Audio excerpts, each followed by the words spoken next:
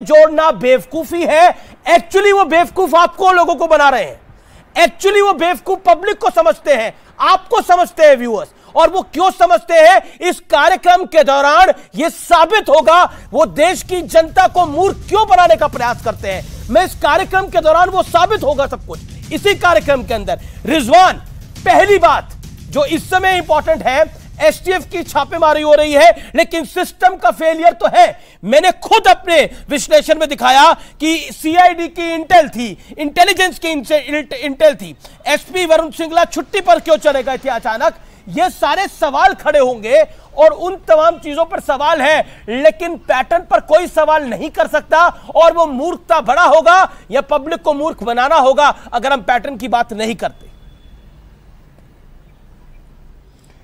हाँ बीज भाई, जय हिंद, वंदे मातरम। देखिए, जहां तक बाहर के देशों की बात करना है तो अभी 4 दिन पहले मैं ओवैसी साहब का एक इंटरव्यू देख रहा था एक चैनल पर, इंग्लिश चैनल पर।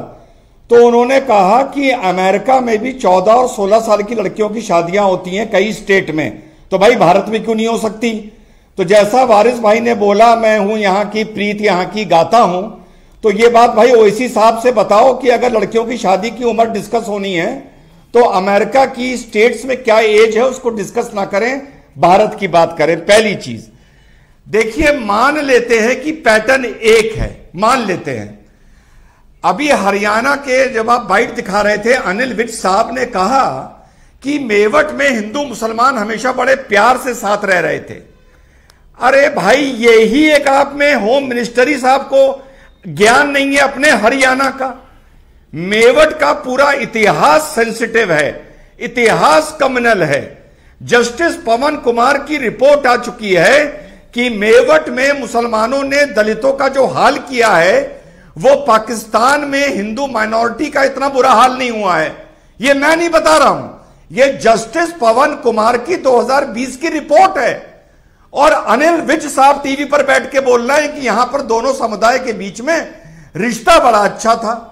अगर आप ये मानते हैं कि पैटर्न मुस्लिम्स के क्षेत्र में वायलेंट हो जाता है, छतों से पत्थर चलते हैं, तो अगर एक जुलूस में आमतौर के प्रोटोकॉल में 100 पुलिस वाले लगते हैं, तो भाई जहां पर सावन में कांवड़ यात्री निकल रहे हैं और मुस्लिम मोहल्ले से जा रहे हैं, देखिए किसी भी मोहल्ले से जाने से कोई किसी को नहीं रोक सकता। कोई गली किसी के बाप की नहीं है, कोई किसी के बाप का इलाका नहीं है। लेकिन वहां पर 100 की बजाय 1000 पुलिस वाले पहले लगाओ ना। जी शादाब चौहान, क्या आपको लगता है प्रशासन पर तो सवाल खड़े होंगे लेकिन उग्र भीड़ पर कोई सवाल नहीं खड़ा होगा? जिसने पुलिस थाना फूंक दिया, जिसने पुलिस की गाड़ियों को तोड़ डाला, जिसने आम लोगों की गाड़ियों को तोड़ डाला, वहां पर बंधक बना लिया गया था, महिलाओं को बंधक बना लिया गया था, कोई सवाल नहीं खड़ा होगा? देखिए अमीश जी, आपका चैनल देश भर में देखा जाता है। सबसे पहले मैं मेवात के लोगों से विनम्र अपील करता हूं कि हम सब भारत के नागरिक हैं, किसी 1-2% लोगों पर, अफवाहों पर ध्यान न दें, शांति बनाए रखें। दूसरी बात यह है कि सब पे सवाल होगा जो लोगों ने गलत किया है, लेकिन रूल ऑफ लॉ को इंप्लीमेंट करने की जिम्मेदारी स्टेट गवर्नमेंट की होती है। और गवर्नमेंट को जब पहले से पता है, और हम कई बार आपके चैनल पे मैं कह चुका हूं कि हमें यह सुनिश्चित करना चाहिए, जैसे मैं उत्तर प्रदेश के मुख्यमंत्री की तारीफ करते हुए एक बात कहूंगा आज योगी आदित्यनाथ की, उन्होंने कांवड़ यात्रा के दौरान यह सुनिश्चित किया, 1-2 जगह का तो मुझे नहीं मालूम, अगर कहीं हुआ हो, यह सुनिश्चित किया कि कहीं भी डीजे में कोई भी ऐसा नारा नहीं लगाया जाएगा, या मस्जिद के सामने खड़ा करके डीजे नहीं बजाया जाएगा, या कोई उसमें ऐसा नारा नहीं होगा जो किसी धर्म के खिलाफ हो। इसीलिए वो चीजें रही। और अगर वहां पर जाकर के बरेली में अगर कुछ गुंडों ने प्रयास किया तो सैल्यूट करता हूं मैं प्रभाकर चौधरी को कि उन्होंने ट्रांसफर कराना मंजूर किया, लेकिन अवैध हथियार लेकर आए, शराब पीकर हुड़दंग होने का षड्यंत्र करने का षड्यंत्र रचने वालों का पूरा प्रोग्राम नाकाम कर दिया।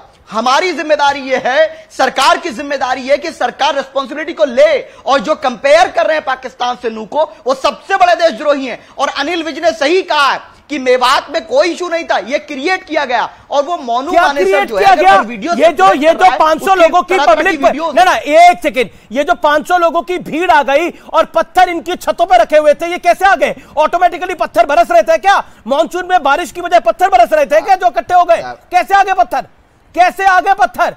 कैसे आ गई नंगी तलवारें? कैसे आ गए डंडे हाथ के अंदर? और कैसे सुनियोजित होकर 500 की भीड़ आती है? पुलिस की भी सुनेंगे या प्रशासन का दोष है, सारा का सारा प्रशासन का दोष है। इन 500 मुस्लिमों का कोई दोष नहीं है जो सड़क पे घूम रहे थे। अरे सुन तो लीजिए, आप इतना उग्र मत होइए। मणिपुर सवाल पूछ रहा हूं आपसे, मेवात तक हर घटना सुन, जवाब दे रहा हूं मैं, जवाब दीजिए। अगर ऐसे वहां का एसएसपी चाले, सुनिए, अगर लोकल एसएसपी चाले में लिख के कह रहा हूं, लोकल एसएसपी चाले तो दंगा नहीं हो सकता, किसी की औकात नहीं है। और यह साबित कर लिया बरेली के एसएसपी ने। प्रभाकर चौधरी से सीखना चाहिए। और यह रेडिकलाइजेशन जो आ रहा है वो देश के लिए घातक है। मस्जिद को जलाया गया, इमाम को मारा गया, उसको कौन जिम्मेदार कहेंगे? वो मोनू मानेसर क्यों कर रहा है? मशीन गन के साथ फोटो है, अमित शाह जी के साथ फोटो, उसको कोई अरेस्ट नहीं करेगा। अरे भाई, वहां पर मोनू मानेसर उधर आया था क्या? अपराधी को अपराधी समझिए। जिसके नाम पर दंगे का लाइसेंस आप मिल गया, जिसके नाम पर दंगे का लाइसेंस लेकर लोग चल रहे हैं, मोनू मानेसर वहां आया था क्या? आया था? हाँ या ना में जवाब दीजिए। क्या मोनू मानेसर वहां था? सुन लीजिए, 15 दिन से वहां था क्या? 20 दिन से वहां था मोनू मानेसर? मुझे बताइए ना।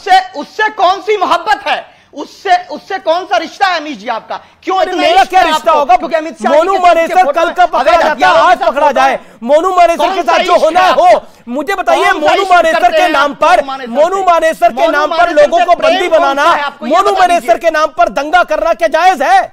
मैं आपसे बेसिक सवाल पूछ रहा हूं शादाब। आज शादाब, मेरा बड़ा बेसिक सवाल जवाब दे रहा हूं आज, जवाब दे रहा हूं। अगर कोई भी दंगा करता है तो उसको कहीं से भी फेवर नहीं किया जा सकता, सजा मिलनी चाहिए।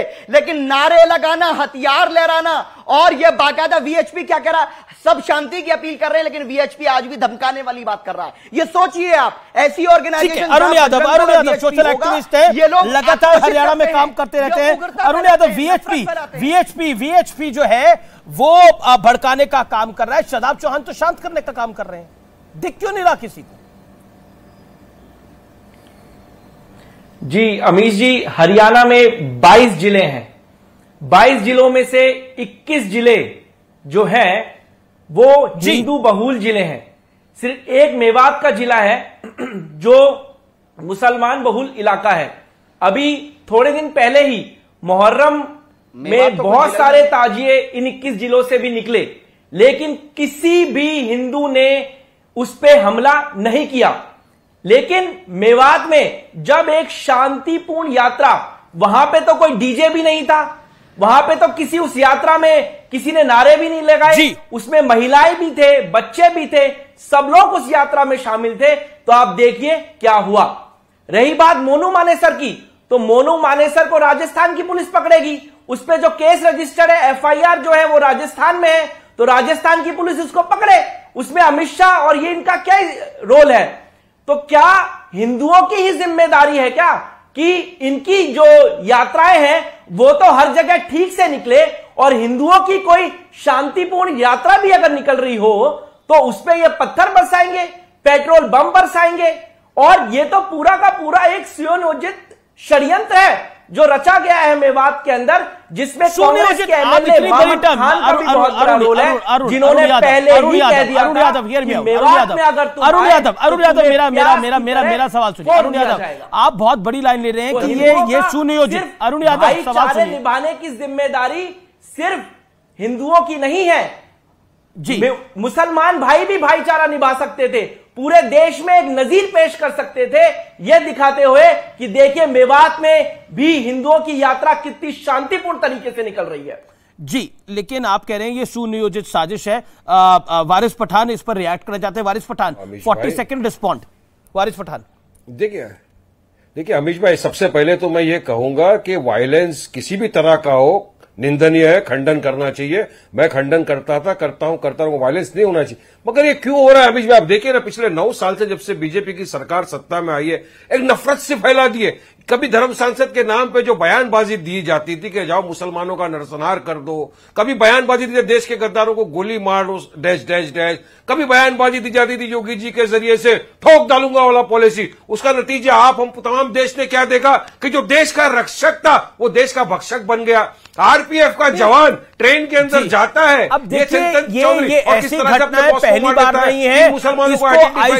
इसको आइसोलेशन में देखना घातक है। देखिए आरपीएफ जवानों में ऑडियो डाउन करिए।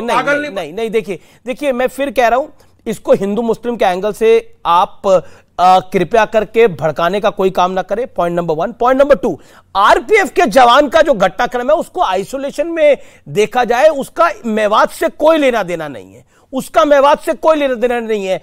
एक दूसरे पर जवान कई बार फ्रस्ट्रेशन में, छुट्टी की फ्रस्ट्रेशन में गोली चला देते हैं, वो अलग घटनाक्रम है, उसको केस बाय केस देखना चाहिए। मेरा सीधा पॉइंट है कि ये दब से, क्योंकि बार बार कहा जा रहा है 9 साल से सब कुछ हो रहा है, 47 का बंटवारा भी हो गया। 9 साल में ही हुआ है क्या 47 का बंटवारा?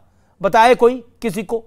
कश्मीरी हिंदुओं को उनके घर से बेघर कर दिया गया क्या 9 साल में ही हो गया है सब कुछ? ये कई तरह के सवाल है। मुजफ्फरनगर के दंगे 9 साल में ही हुए हैं क्या? भागलपुर के दंगे 9 साल में ही हुए हैं क्या? सवाल खड़े होंगे। ये कई सारे हैं। और मेरा बड़ा सवाल वही है, फिर मेरा बड़ा सवाल यही है, दुनिया भर का पैटर्न आप नोट करिए, क्या वहां पे भी 9 साल से मोदी की सरकार घूम रही है? Rizwan Ahmed 30 second, 30 second, then Akhilesh ji. Amish